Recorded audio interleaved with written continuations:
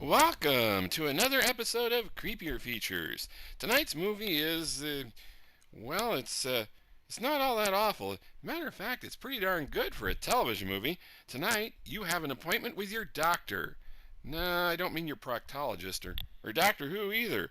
No, it's Doctor Strange. Ooh, spooky. Oh, wait, that's the wrong horror host. No, it's not that upcoming Marvel Cinematic movie starring, what's his name?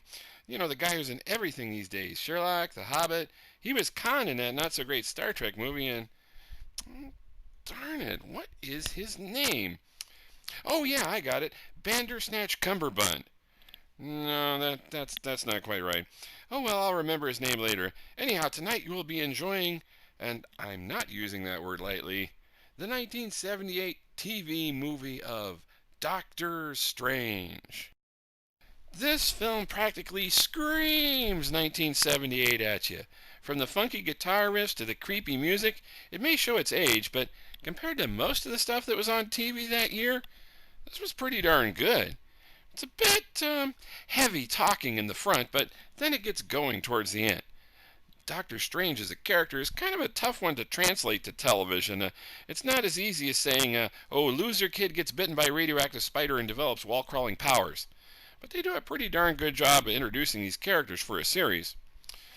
Unfortunately, CBS was pretty darn heavy with superheroes that year. Wonder Woman, Spider-Man, the Hulk already, and they were taken a knocking by some critics who started calling it the comic book network. It's quite a shame, as this series looked like it would have been pretty awesome compared with the decline of the modern adventures of Wonder Woman that year or the continued wanderings of the Hulk.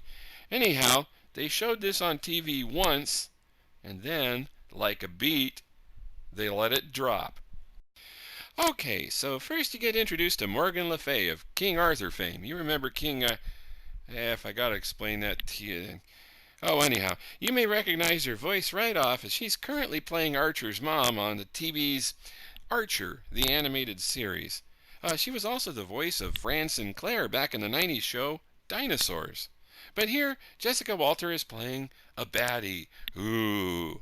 And next up on our cast list is the character Thomas Lindmer, whose name I'm probably massacring. He's a wizard who's, not unlike Doctor Who, is also hundreds of years old, and he's played by the well-known British actor Sir John Mills. He's one of those, actors that got knighted by the Queen and such. And he's best known to me for his portrayal of Professor Quatermass the following year in The Quatermass Conclusion. And if I gotta explain, I'll go look it up on IMDb. Not sure how they got the guy like this to be in this movie, but he certainly lends an air to this movie that, it kicks it up a notch. And I'm not talking about a blast from the anus of your average spice weasel either. He is assisted by Wong, played by Clyde Kutsatsu. He's a character actor who's done more he's done more than Debbie. Literally. From 1970s Kung Fu to All in the Family to, heck, he was in Super Train. Super Train! Seriously, he's in everything. You might as well ask what he wasn't in. He was in Dallas, A MASH, TJ Hooker, Powers of Matthew Starr. However, his only reoccurring role was really on a show called Island Sun back in 1990. He's also done tons of voice work, most notably playing Dr. Zinn in the 90s reboot of Johnny Quest. Playing the title role is Peter Houghton. He's pretty darn good as Doctor Strange, but his claim to fame was the movie Orca, which, like the Candyman, if you mention the film's name 3 times, it's likely to show up here on my show. So, I won't mention Orca again. Oh, I just mentioned again. He was also in a movie with Bo Derek, but it was filmed back in 1973, and it was so bad it wasn't released until after she became famous. While it is a bit slow to get going, the last 30 minutes of this movie are all pretty magically delicious. I mean, they do spend a lot of time explaining the powers. I mean, it's not like Star Wars where it's like, Yoda, I am, and training montage you will have, and dark side, yada yada. Anyhow, once he gets that cool outfit on, he's wearing more bling around his neck than Mr. T would be doing a few years hence.